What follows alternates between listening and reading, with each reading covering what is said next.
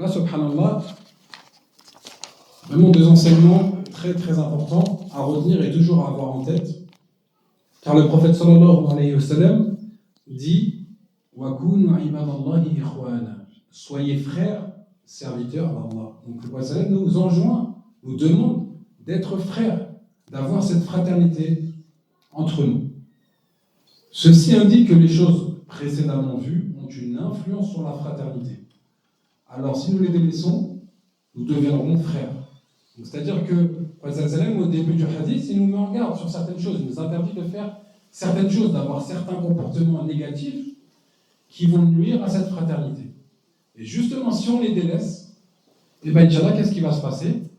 On va renforcer notre fraternité et on va augmenter cet amour entre frères et on va devenir frères. Puis sa parole, sallallahu alayhi wa sallam, al-muslimu akhul muslim. Le musulman est le frère du musulman. Comme la parole d'Allah Ta'ala, innamal mu'minuna ikhwa. Certes, les croyants ne sont que des frères. Donc on voit que le hadith, la parole du prophète sallam, et bien on a un verset dans le Coran qui justement va dans le même sens. Certes, les croyants ne sont que des frères en religion et non de sang. Et la fraternité de religion est plus forte que la fraternité de sang. Donc ça, c'est aussi un point très important. Il y a ce qu'on appelle les frères de sang, par exemple le frère qui ont le même père ou la même mère. Donc ça, on appelle ça aussi une fraternité. Mais la fraternité en Allah, elle est plus forte que ça encore.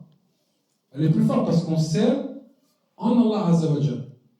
Donc on voit que malgré les différentes nations, les différentes origines, ce qui nous réunit, ce qui fait de nous qu'on est des frères, c'est cette noble religion qui est l'islam.